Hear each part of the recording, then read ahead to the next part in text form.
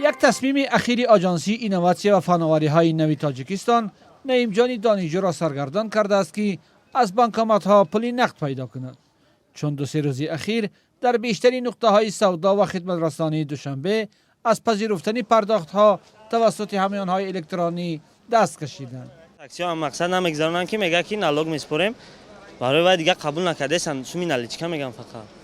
آژانسی اینواسیون و فناوری‌های نوین تاجیکستان 1 اپریل طرح آزمایشی را برای تنظیم اندازبندی صاحبکاری انفرادی پیشنهاد کرده است که من بعد عملیات تجارتی توسط همیان‌های الکترونی اندازبندی می شود.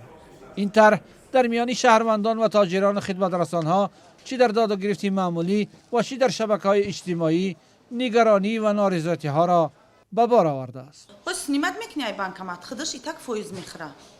با این نالوگ شموندیان بو. فقط چه جبر در سوداگرو میشوه. چی در کره همین چیز؟ سنیمت میکنی بانکمات فایز میخره. پول میپرتوی نالوگ فایز میخورده. پول میپرتویان تا نالوگ فایز میخورده. یابونسون. نه دیگه قبول نمیکنیم چی در کره این مودا مینوسای؟ چی در کره مودا وقتی کلینت پول میپرتوی با ایمون نالوگ میگیرن. مودا در کنیستیم ما قبول نکردیم دوشنبه شما اودالیت میکنیم. ساکنان شهر دوشنبه از این طرحی که هنوز آزمایشی است استقبال نمیکنند. بویا بدناسی ده، بویا چی بگیریم یا چی بکنیم نمی خوب نیست.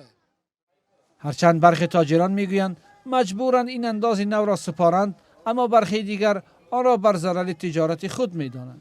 نداره. نالی چی باشه میگیریم کارتان باشه قبول میکنیم مقصد. کار ما بسیارش با کارتای مقصد. کاگ ما قبول میکنیم.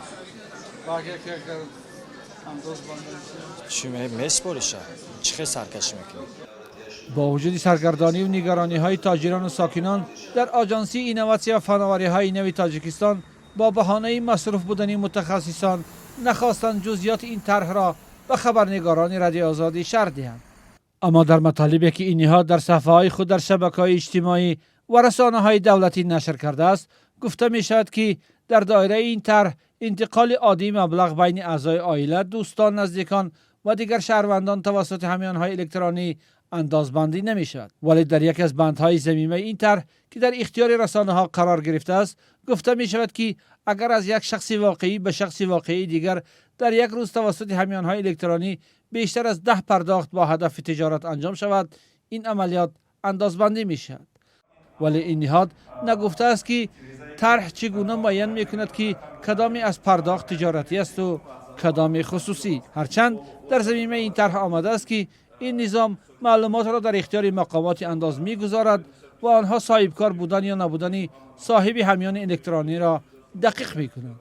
این نهاد برخلاف نگرانی‌های ساکنان کشور در یک بیانیه روز 19 می اعلان کرد که هدف طرح آوردن سبکی با صاحبکاری انفرادی در تاجیکستان است که از جمله معیار انداز برای این گروه صاحبکاران را با جای 6% قبلی 3% پیش بینی می‌کند. قرار است این طرح پس از مرحله آزمایشی از 1 سپتامبر سال 2026 اجرایی شود. تاکنون موقع بانک ها در برابر این اقدام معلوم نیست. دفتر مطبوعات بانک ملی تاجیکستان میگوید که هنوز شکایتی از بانک ها به آنها نرسیده است.